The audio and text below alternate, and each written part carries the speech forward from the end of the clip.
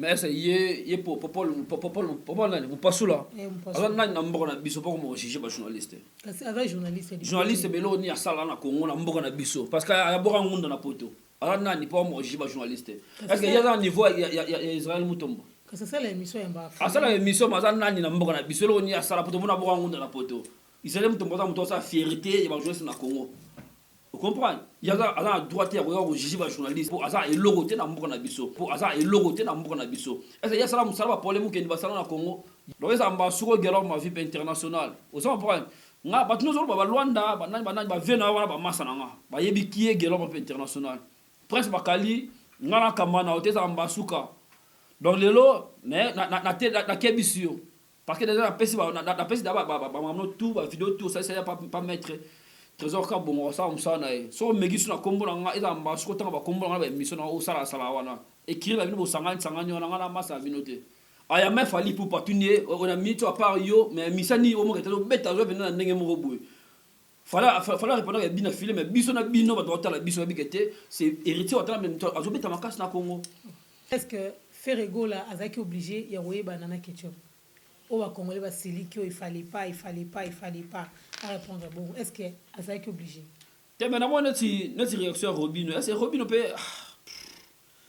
bien sûr Robino a sona ki bo moto na moto na etondeni parce que o te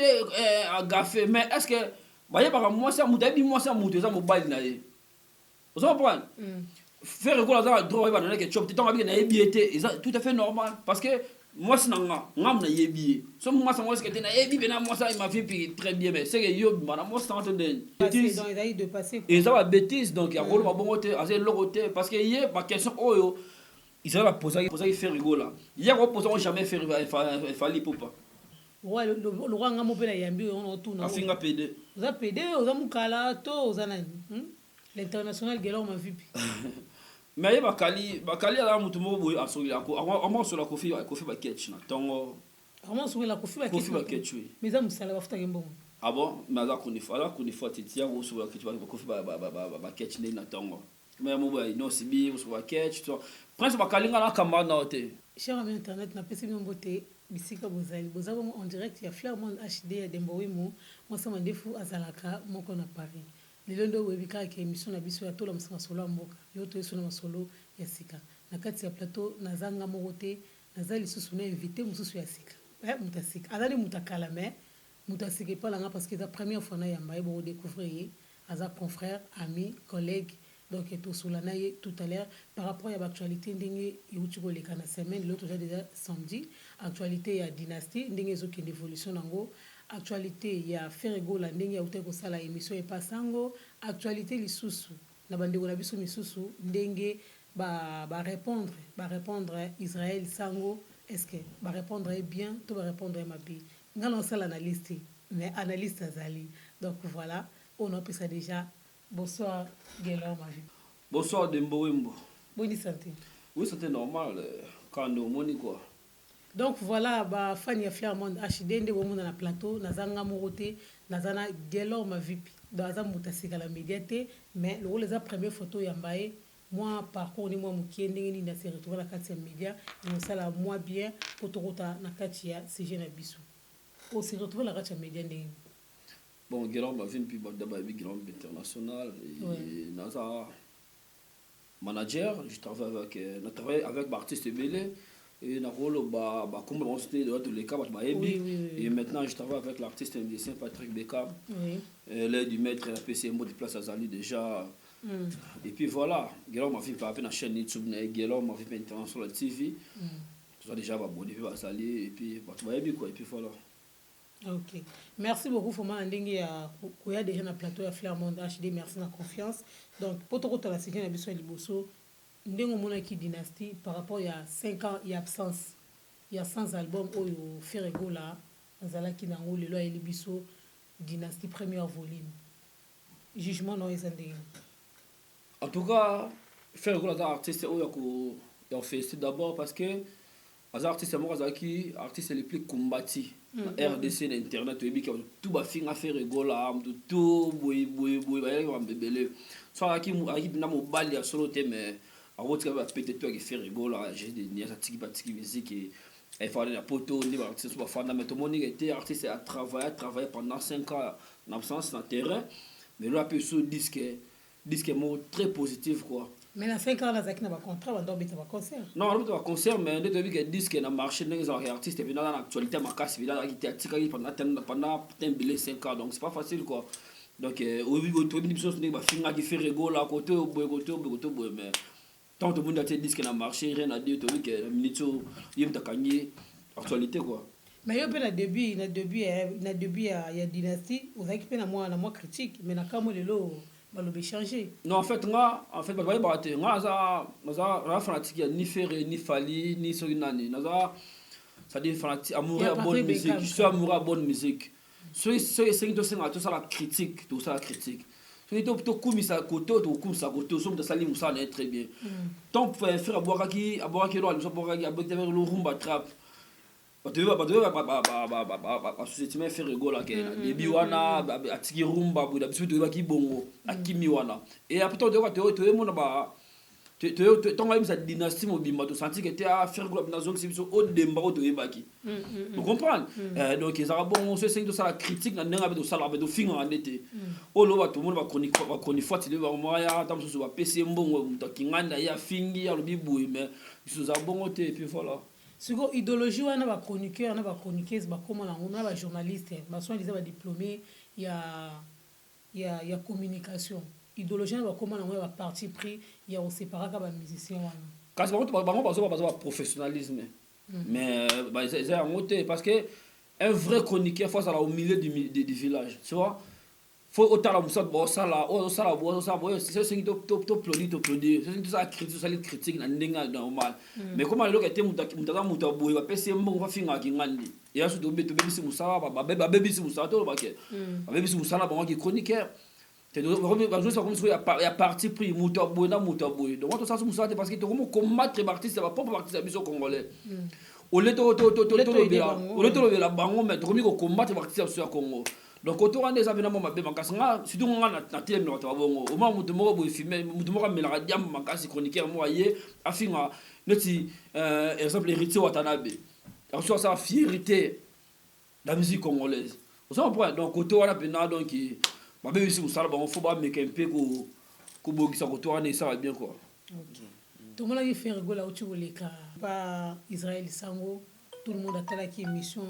c'est polémique mbutu na média par rapport à la réponse au faire rigola à bandé ko répondre par rapport à la question bandé ko tunaï pas Israël Sango est-ce que par rapport à l'émission wana yo en tant qu'analyste émission wana pour na yo commentaire na ngezani non franchement et moi toi ta émission wana ndima été faire rigola ko sur la bonne émission donc et ça a plaisir moi de matin parce que lelo l'artiste va comprendre que polémique était dans la musique était on dirait réparer kaka eloko asala non s'il te plaît yango a réparer on répondre l'artiste va comprendre que polémique était dans la musique la bisoté vous comprenez l'artiste va comprendre que non faut pas mettre pas ça mingi de musala na bango vous comprenez parce que royal va clash faire gol à vraiment l'artiste dans l'album na marché mais au lieu de la TV au lieu de ça promotion il y a œuvre na yo comme il y a ça va clash ils ont par exemple tout le monde ba chaîne France va bien affilé de l'eau disque on simité pour na bongo tant on disque na marché au lieu on ça promotion va produit na yo mais le moya que Fabrice Boye faire rigolo ça na certain plan était à colis parce que roya raté fa le n'importe quoi finga ça la bois ça la boue tout le monde m'a été à répondre normalement à la question au sango ils sont mutombo à poser donc ça les plaisir moi donc presque totally on va commenter l'émission ça c'est que tu vas pouvoir applaudir faire rigolo parce que il a bien répondu à l'émission dans la question où tu vas pouvoir poser donc là maintenant on va féliciter on a fanatique à faire rigolo mais on a pour applaudir c'est-à-dire pour les moments quoi donc ça ça bien et puis les gars qui dans l'émission on va poser en tout cas on va pas critiquer ma bureau a fait rigolo donc cette fois-ci on a vu que tout va faire rigolo la tout m'a fait bon parce que tout va faire rigolo ça bien entouré alors ce qu'on va bureau bien donc ma bureau va bien va conseiller qui parce que ça était biso to rappeler les musiciens c'est la photo qu'on s'est mis c'est bien faut le boy faut ça la boy parce que regarde regarde boy non tout le monde y fait regarder le limite était regarde formateur à former il s'allie bien même ba na maison au moins réponse wana question on a déjà ndenge Israël en doit tourner là na façon faire ande ko répondre c'est comme si andime karatika andima donc ondima te na ndenge ke faire gola andimi vraiment na ndenge ki na mutema non mais ondima te ngana to bi ke faire gola da former za rançon teme ou faire un to yepe ngana yo leader à faire gola et za rançon le roi de la forêt biso to yebit mais yo comment ndimo ko ngo contredire maloba muto na contredire te ngai Nathalie moni réponse ya mutapesa la moto mutapesa la réponse munande ba ça c'est belé muso repesa réponse après se débarrasser na question non muso repesa réponse parce que ils ont vraie réponse non parce que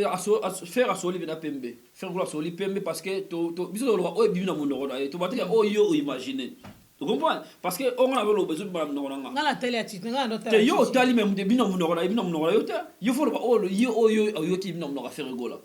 yo ce que vous imaginez ndenge to ba tam susu animateur moko boyi crime robo mais biso tango te ça bêtise ni ce que défaut na ndenge yo lingi zala mais on faire gola ndimi ke yo raison ça grand formateur à formailler so comment yo robo yango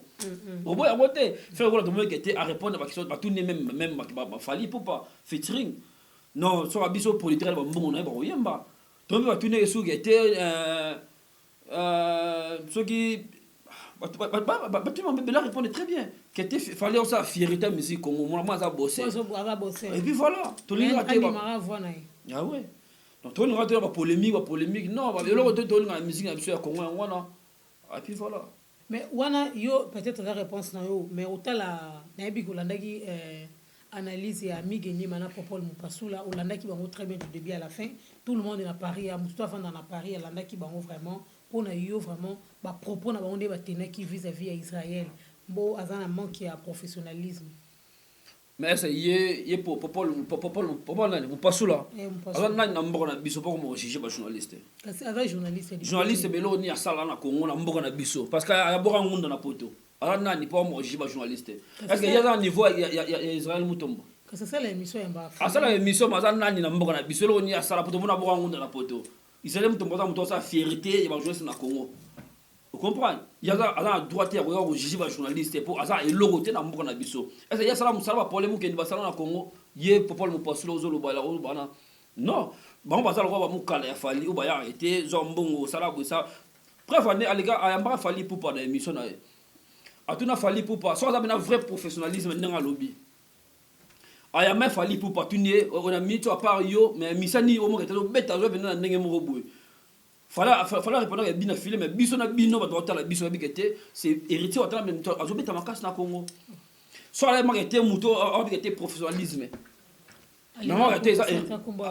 héritier mais pour à contredire fallait pour pas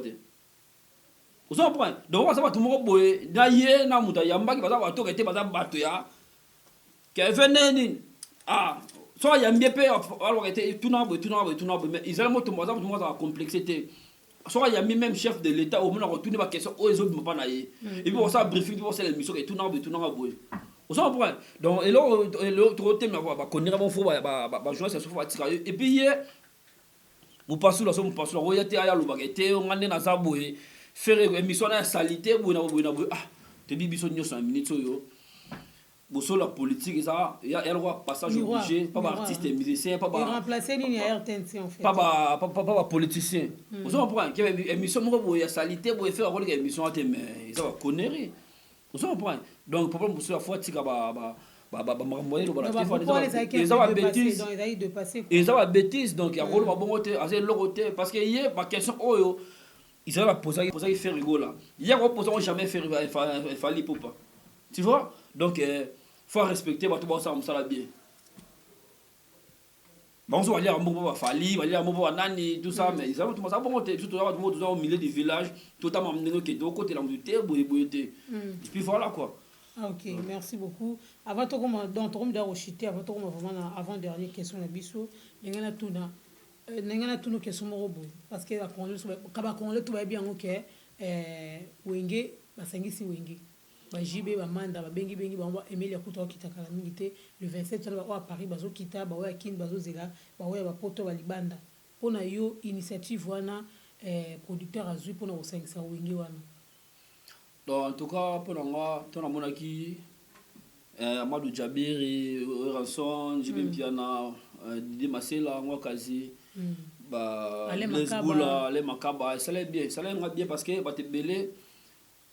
référent tous wa bilingue BCBG 4x4 wana. Vous comprenez? Et puis bah fait comprendre que guerre ça sous ba musique ça business.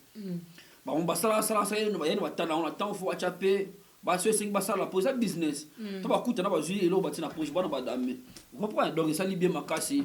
On chance déjà on va concert les 30 jours dans stade des martyrs. Et puis donc il va dans un projet il y a single to album trouver bon après ndenge za la donc ça li bien pas te belé ba révélation makambwana qui était à BCBG JB Pena Koto, Ranson Koto, Didi Masela, wana bango toana et ça bien makasi. Tout le monde, on appelle sous lobby qui était invité Manda Chante. Oui, Manda Chante. Pas Amadou Jaber et Jibin Piana, Ranson, ça l'a subi ma casse. Donc, tous ont subi les mots, tous ont subi la série, on a BCBG 4x4. Donc, bon, et la politique, est-ce que, ouais, moi, il y a la politique, est-ce que, dans le niveau où on est-ce que vraiment, Congo, dans minute, ils ont besoin, il y a l'homme, il y a bon. Par rapport à ma campagne so kende na Congo. La crise ezali, on voit que la crise ezali. Mais ça soit mission sangane c'est bon ma crise na Congo. Té na bi par rapport à ba concert, on mona que mutu mo linga tamiser bon parce que ils ont ba droit d'entrée à gratuité. Non, mais tout le monde ngana je vais ben avant la disque na marché masala va plein ba ville. Héritier de concert na Kinshasa na plein. Ba beta toujours titis go plein. Mboka za na ngo ba ba bien ba concert beta maka ba vivre ba ndenge za. To vivre sous bilenyo to mona le 30 juin. Forcément tout et ça cette année ça s'il plaît. Donc ils ont beaucoup de concerts, donné des arrêtés non. Comment doit vivre il va avoir très bien. Nabi que il est bien. Il est bien. Yeah, il est très bien. Bon, question vraiment invité sur qui m'a auto répondre en les un peu ni mais yona prince Bakali bo la ni parce que na mon ba propos mo boye nga on a raté ko za rappeler bon na mon mobile franchement. Pour la mon émission Nathalie émission na bi ba marambo ezala yo finga ba PD ba ni ba mukala bon. Ouais, le roi nga mo pena yambi on tourne. Afinga PD. Oza PD, oza mukala to oza nani? L'international gelo ma vipi. Mais bakali ala mutu mo boy asoli ako. Amo so la kofi ba ketch na tongo. Amo so la kofi ba ketch. Mais za musala bafuta kembo. Ah bon, mais ala kunifa titia go so la ketch ba kofi ba ketch na tongo. Mais mo boy no sibi so ba ketch to. Prince bakali nga na kamba na hote.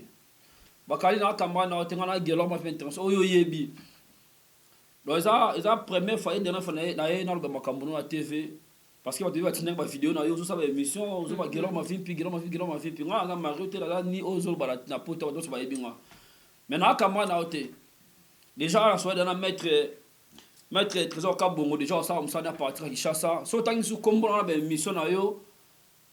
déjà va faire ba ça on ça là. Donc on a kamba na te be kion o sali wana prince bakali ange noir na photographe wana bo sanga boya bo combattre ngana ba peso mbo boya fi ngana te ngana kamba na hote. Donc ça mba suko gelo ma vie internationale. Vous comprenez? Nga ba tuno ba Luanda ba vena wana ba masa nga ba yebi kié gelo ma international. Prince bakali ngana kamba na hote ça mba suka. Donc lelo na kebisio parce que déjà la pesi ba tout ba vidéo tout ça pas mettre trésor ka bongo ça on ça na so megisu na kombo na nga eza mba suko tanga ba kombo na ba mission na o sala wana écrire la bino bo sangani na nga na masa vinote. Mais on répond à la question. Non, répond à la question. Wala olobi na yeme nga répondre ngate. Aya otuna ngani. Bo wela ni bino mbali. Sodo wela ni. Mais ya biso wela ni. Ay biso wela ni. Ba pesa mbonga finga. Ba pesa mbonga finga. Pas marabo. Bien lobi bio ngana PD. Bon ngana habité. Ah mais ngana PD te yo bi ngana PD. Nga moni ka mobile. Ah no mobile siko. Yo bi ngana Mario. Na Mario te, c'est ça non? Parce que hier on va bilo bongo. Donc ça dit va pesa ba futa mbongo gete, ba misema waya, ba misema kemi wana ngana ndomse ngana mto va fantira te. Et puis ngana mukala mission te, ngana gero ma vipi. Ngana tro mukala mission te. Ngana ya na musique na sala business. Tu comprends? Ngana sona le va faire na sala mission obenga aneni ya kopesa bu to sala. So esi do ça, so esi peut ça ne charisme qui mission to tika ni bongo. Ça après bon ba koni fati, wana ba na bango wa kendaka ko faire binga sur ba catch inosi presque bakali ça bo sur ba catch après ba otinda ye ma kende finga ki nganda ya fingi On comprend, on a masse de presse bakali. Donc fais gaffe, on a kamana ote. Donc et puis voilà. Pour ça on a PD na ronde na PD on a ronde di marité a PD. Maintenant on a un moté sko ya lobby na moté ils ont besoin baba. Ah OK. Que soit sous que zaka boye, est-ce que Ferrego là azaki obligé ya royer banana ketchup? Au va congolais va siliki il fallait pas à répondre bon. Est-ce que azaki obligé? Te maintenant moi notre réaction Robin, est-ce que Robin peut